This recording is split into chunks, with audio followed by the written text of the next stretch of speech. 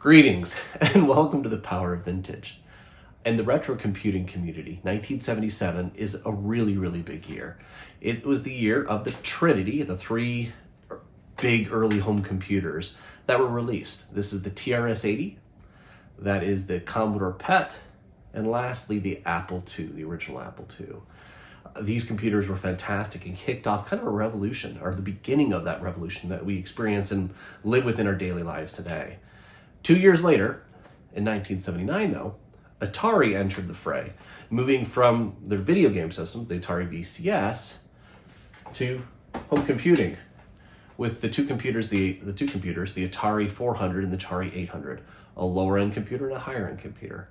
Today, we're going to kind of dive in the Atari 800. These 8-bit line of computers specifically hold a dear nostalgic place in my heart, given my experience. My first experiences truly with home computing were with my two friends. I didn't have one at home myself, but I had two friends. I had Brian with an I and Brian with a Y. I probably mentioned this previously as well in other videos, but those two individuals, Brian with an I, he had an Atari 800 XL. Brian spelled with a Y had an Atari 800. And those two 8-bit computers just opened my mind and were just essential in actually kicking off my love of computing, especially Atari computing. All right, let's get to it and talk a little about the Atari 800 here.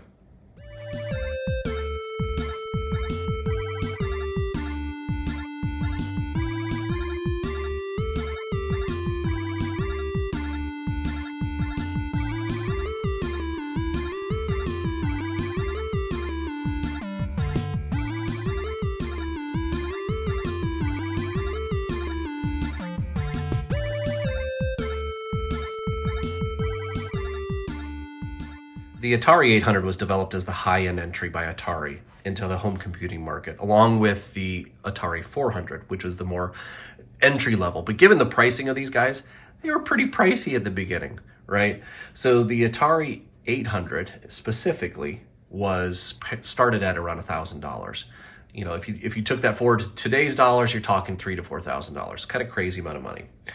And really outside of cosmetic differences, and those cosmetic differences were pretty large between the 800 and the 400, the actual architecture, the chips, the way that the computers functioned was very, very similar. Almost it was identical actually, right? So there were some differences in the RAM. The Atari 400 was supposed to start with 4K of RAM, Atari 800 with 8K of RAM. And in reality, that actually boosted up pretty quickly to 16K at the high end for the Atari 400, and then 48K. I don't know if you noticed on the box that I have for my Atari 800 here, it says now with 48K, right? So this actually came stock with 48 kilobytes of RAM. It's the interesting thing is though, there was a really competitive environment in this space during the time with the Atari 800, 400. Commodore VIC-20 came out very soon afterwards. We had eventually in 1982 the Commodore 64, and so pricing actually changed dramatically within that time period. So it started out, like I said, at around $1,000. It ended up almost $150 in 1983, and I'm sure some folks could have seen it on sale for even lower than that. So the pricing changed dramatically, and as we dig into this computer, this is not a low-cost computer. This is a tank of a computer. Now, speaking of this architecture, this Atari 8-bit architecture, it would endure for a long time. It kicked off, like I said, in 1979, and was finally discontinued in 1992. With very few functional differences. There was some consolidation of a few chips into a single chip, the Freddy chip eventually, and RAM changed over time. But in general, it was the same basic computer, right? Until 1992. The same year, Atari's swan song, the Atari Falcon, was released into the market. This thing lasted a really long time in that era of computing, when things were moving crazy fast. It's amazing to see how long this worked. Now, in reality also, the architecture was really ahead of its time. In 1979, what it was competing with, if you look at the PET, the Apple II, the TRS-80, at that point in time, This was far superior in many different ways. From a sound perspective, from a video perspective, the video was on par, or if not better, than what you saw on the Apple II. Way far beyond what we saw in the PET, and even when the Commodore VIC-20 came out, this was far superior to that as well. Now, its first real competitor really came to market in 1982 with the release of the Commodore 64. That amazing computer there, that amazing Commodore 64. And in many ways, this computer, the Atari 800, or Atari 8-bit line of computers, which includes this Atari 800, was not quite as capable as the Commodore 64. In other ways, I would say it is better. It was actually significantly better in some other ways. And this is not meant to be a Commodore 64 versus Atari 8-bit, so I'll leave it pretty much at that. We're going to focus more on the Atari 800. And if you'd like to see a video comparing and contrasting the Commodore 64 line of computers versus the Atari 8-bit, put in the comments below, and I'll put something together. All right. Now, let's start with the appearance of this guy. Just take a look at it. This thing, as I mentioned, is a tank. Very 1970s aesthetic, given the color of the keyboard, the case, etc. I mean, even the lovely orange-brown keys over here. Actually, I'm going to throw a couple images on the screen here of typewriters from this era. This thing looks a lot like a typewriter.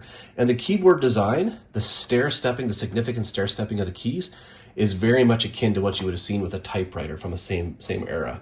You know, and thinking of the market of who they're selling this to, thinking of word processing, etc., it makes perfect sense. Here we are with the Atari 800, writing up a part of the script for this YouTube video. We'll eventually print it out on this lovely old printer, Atari 1025. Now, this typing experience is a bit old school. The keyboard feels really, I mean, in my mind, awkward. I think someone from the 70s would probably say this feels very natural. The stair-stepped approach of that keyboard and the height, in my mind, it feel a little alien to me, just based upon what my experience is. And so it's a little tiring. The key presses are a little on the firmer side, but I'm able to make it happen. Works nicely. Nice enough.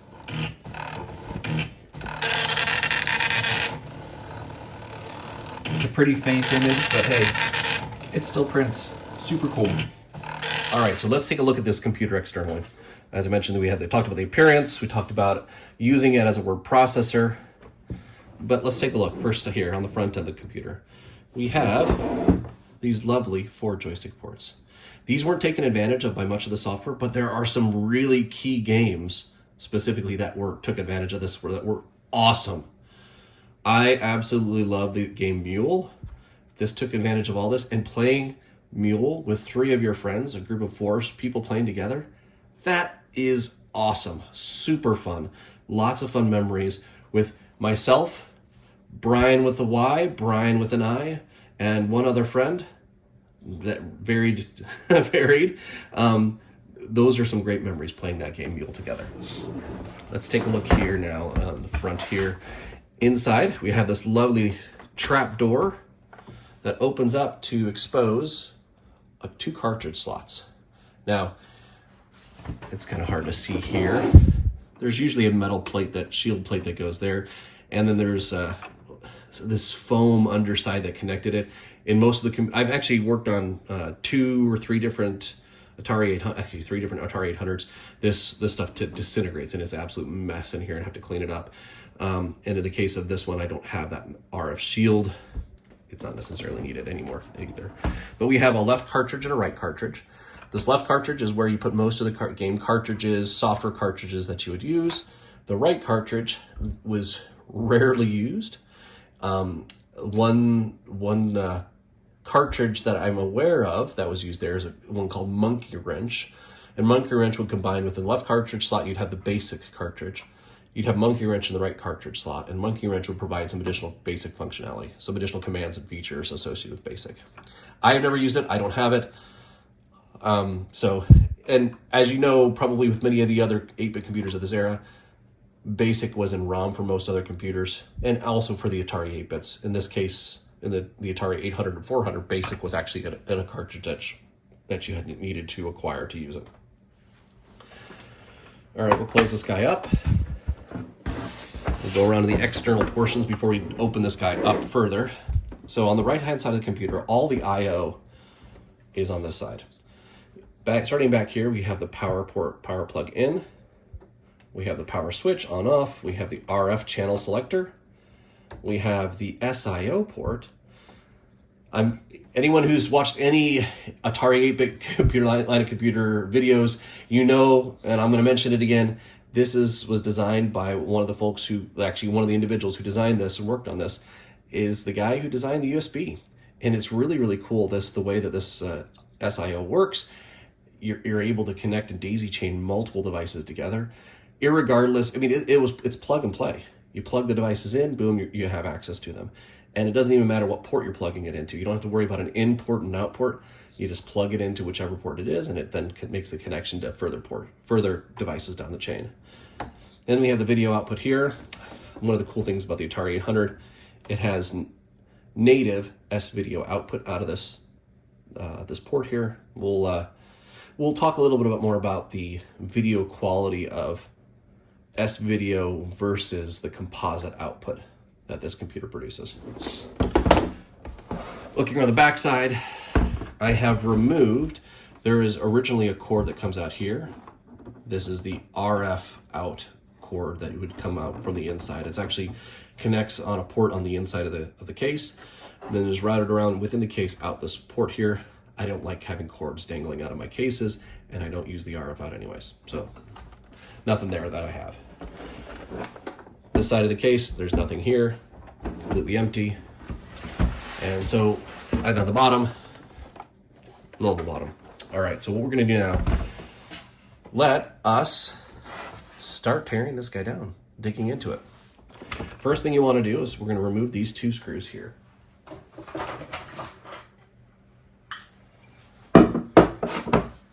Break out my trusty bent screwdriver. In different versions of this casing, these are actually little levers that open up, and really what's really cool is when you take this top casing off, it exposes the RAM location, right? So you can actually upgrade your own RAM very, very easily with simple slotted circuit boards. Pop this guy off here.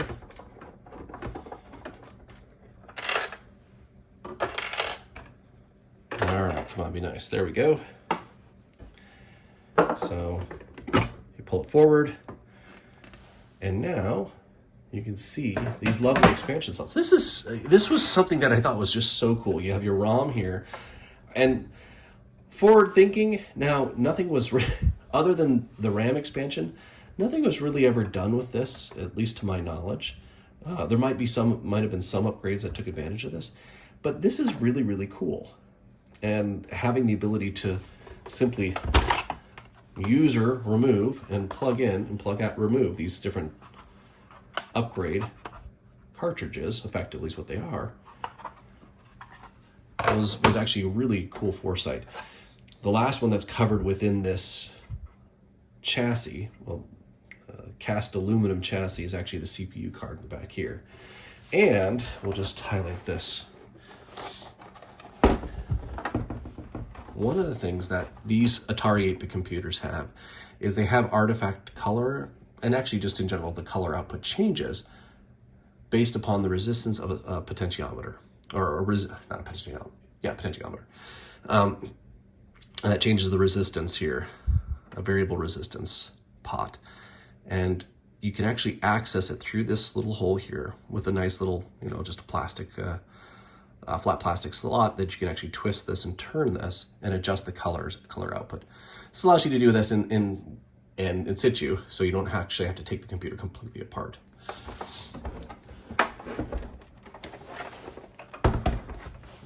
Just pull out the RAM.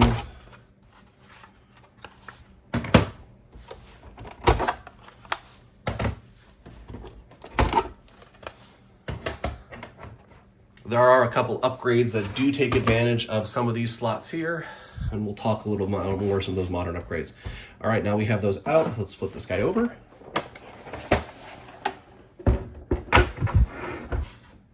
Now there's a lot of various different screws here.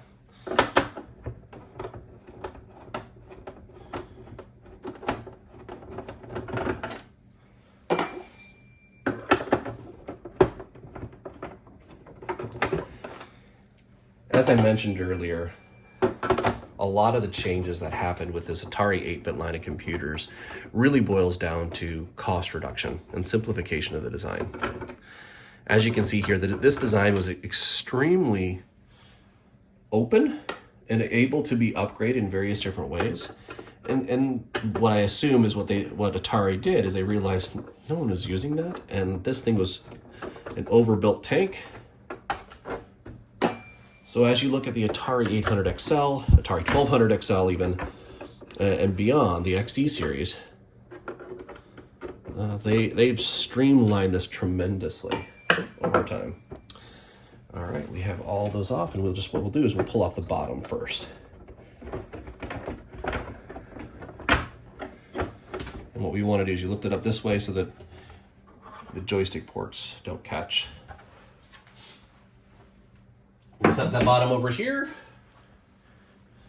And now we have the speaker. We'll pull out that speaker. I have a nice little arrow pointing downward on this to make sure that I put it back in and plug it in properly. It's a cool little add. All right, let's flip you over.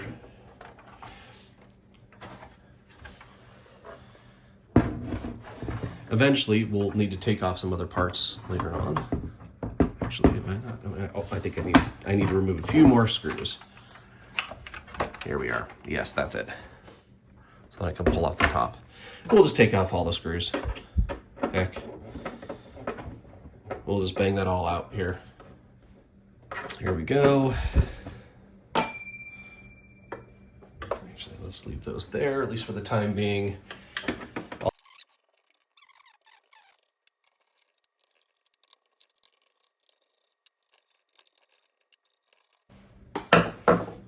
All right, with these screws all removed, we can remove the top case carefully so we don't damage the keyboard because the keyboard is attached. And we can also remove the aluminum housing so we can actually dig into the nuts and bolts, the guts behind the circuit boards, and in particular the CPU card. Because not all of the ICs are actually on the main board.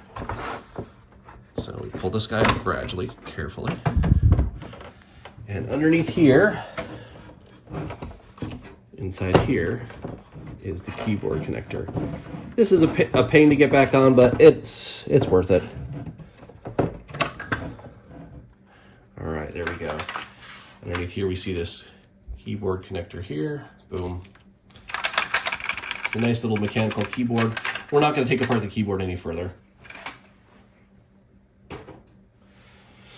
All right, now over here, this is the power board, the video out board, and some of the input board as well.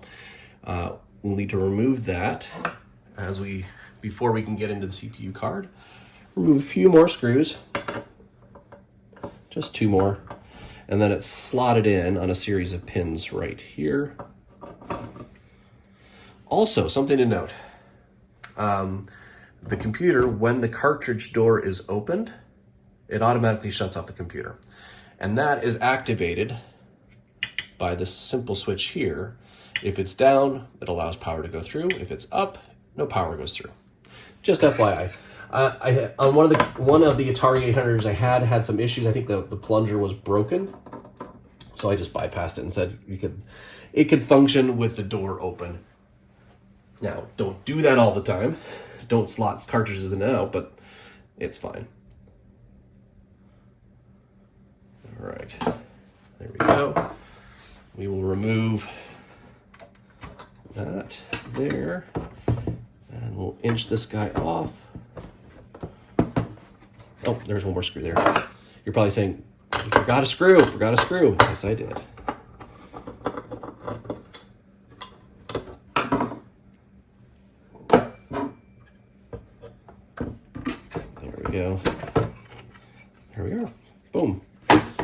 side.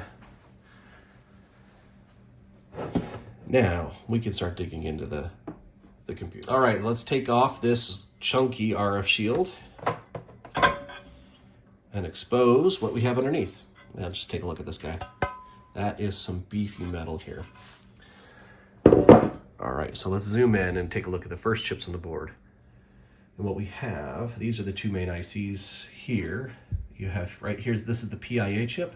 This is the parallel interface chip the chip that controls the parallel interface. And right here you have the POKI chip. And the POKI chip basically controls the audio out, the sound, as well as the keyboard and any the rotary controllers that you can use, the paddles as well. So that provides that kind of capabilities. And so if you're running into issues with those kinds of functions on your Atari 8-bit line of computers, the POKIs are usually a good place to start looking. All right, let's zoom out and take a look at the CPU card. This is actually super cool.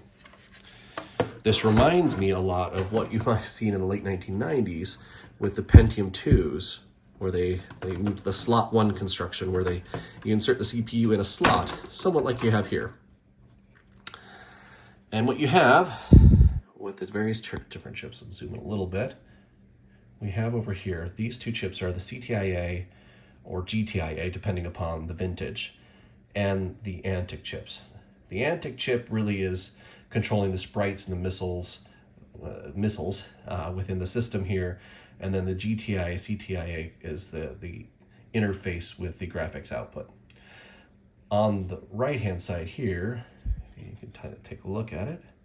This is the 6502 or the Sally chip. It's a slightly modified 6502 CPU that drives the system. The venerable 6502 similar CPU is to what you see in the Commodore 64, Apple II line of computers, as well as many, many other computers. Fantastic CPU, did a lot of work, is really a workhorse of the 8-bit era. Fantastic.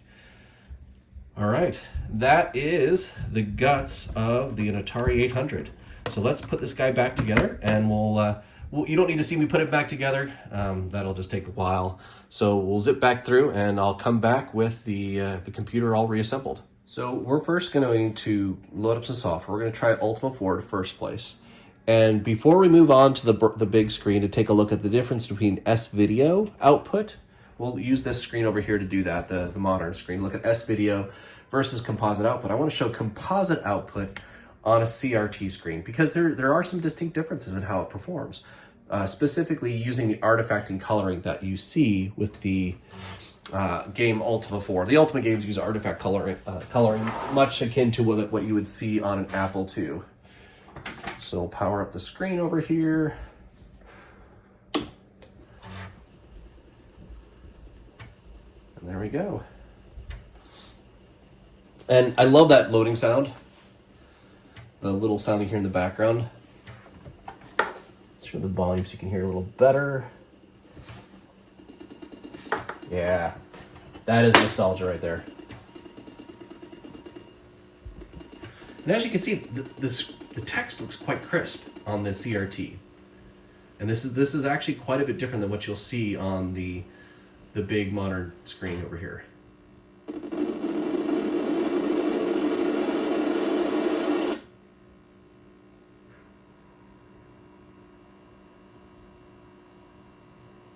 All right, there's no music with the Ultima 4 for the Atari, but as you can see, I mean, this doesn't look bad at all. This actually looks quite good. So we have blue water, green trees, although the dragons breathe green fire. But that said, we're able to get a pretty high resolution screen with really good looking colors. Now we're going to go over to show what it looks like on the big screen over here. All right, now we are going to boot up over here on this big screen, again using composite out, not S-Video out, using Ultima 4. Now there's some things that you can do to clean up the signal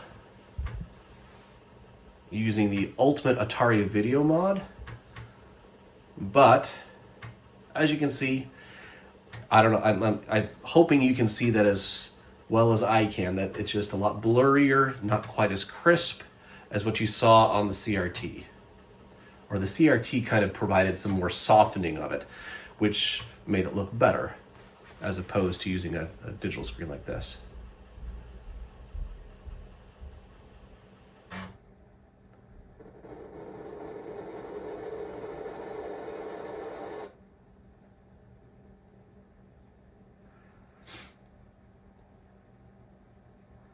And it looks okay, looks fine. Is it great? Is it terrible? No, but now I want to take a look at the game Mule, which supports S-Video out. So if I switch over to S-Video, use the S-Video signal here instead of the composite signal, we only get black and white here, right? From this game, because you lose the artifacting that you had otherwise, the artifact coloring that was taking advantage of the composite signal out in order to create the colors. So now we're going to go with Mule, and I want to show the difference between S-Video and composite. All right, here we have Mule, ready to rock and roll. We're going to start with composite output. Flip the switch.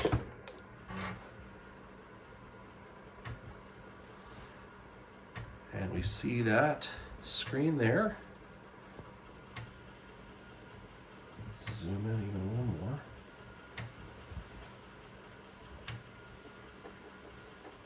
And as you can hear, love that sound. One of the awesomest games to play with you and 3 friends. Now you can see this. Now I'm going to switch it over from composite output to S-Video. Let's see. See if you notice a difference. It is night and day difference in my mind. If you can't see it on the screen, here personally, face to face, it is very, very much crisper. The colors are cleaner. There's not as much blurriness as well.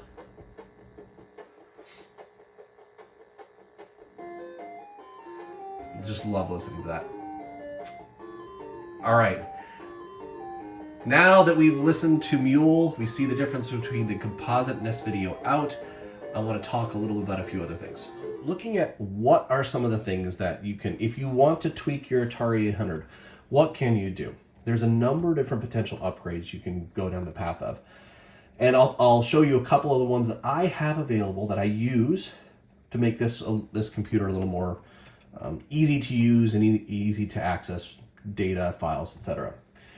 I do enjoy flipping the physical floppy disks, but one of the first upgrades that I picked up was this. This is an S Drive Max. You can find it at thebrewingacademy.com. And what this does is just plugs into your SIO port and basically provides you a floppy disk emulator. That's what this is. You put your files, your .atr files on a lovely little SD card here, micro SD card here. Power this up, plug this in powered up, and boot it up, and you have a virtual floppy disk drive. That's the first one.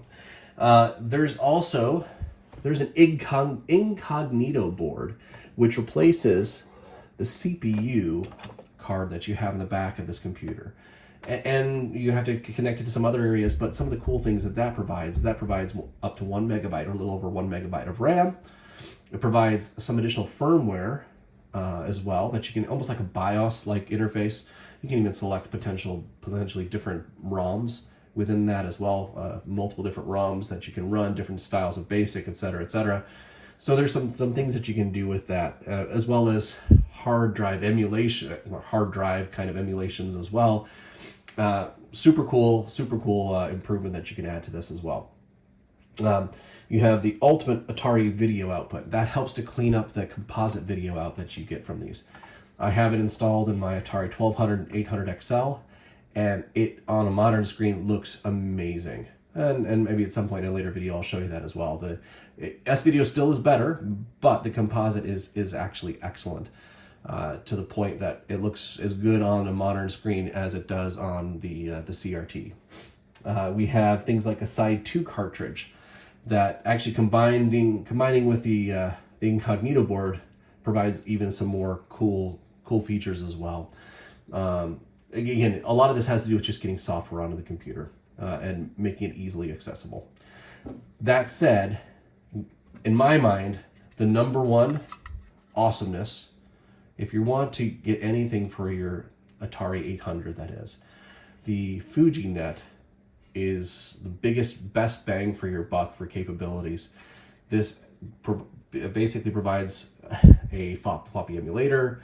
This can connect to printers. It can connect to all sorts of other things. It connects to your Wi-Fi so that you can actually even run disk images from online sources as well.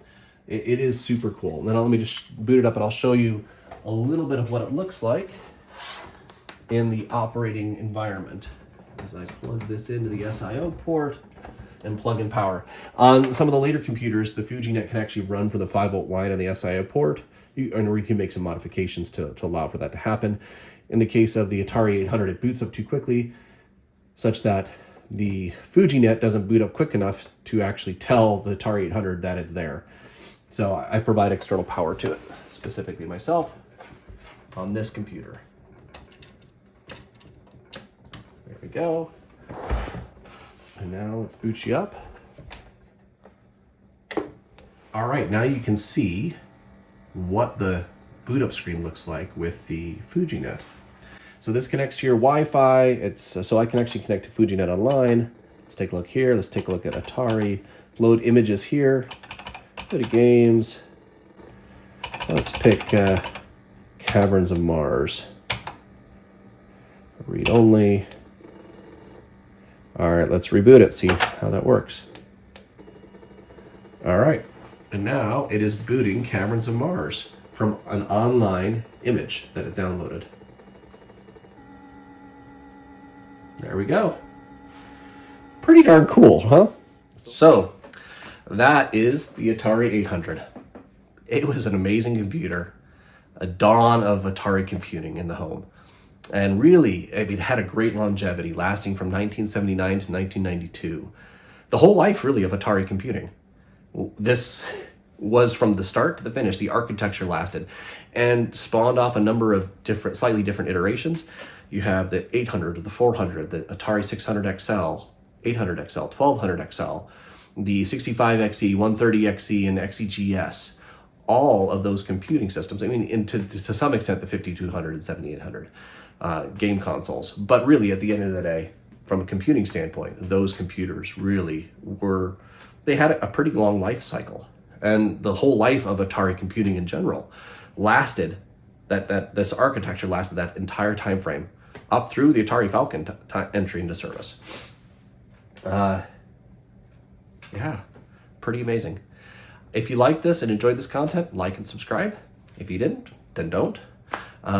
Please put some comments in the comments below if you have experiences to share, nostalgia that you felt yourself, or you want to say Commodore is better than Atari. That's awesome. Or Atari is better than Commodore. You're welcome to do that in the comments below. Or if you'd like me to talk about more different features of the Atari 8-bit line of computers, let me know. Have a fantastic day, and thanks again for watching. Bye-bye.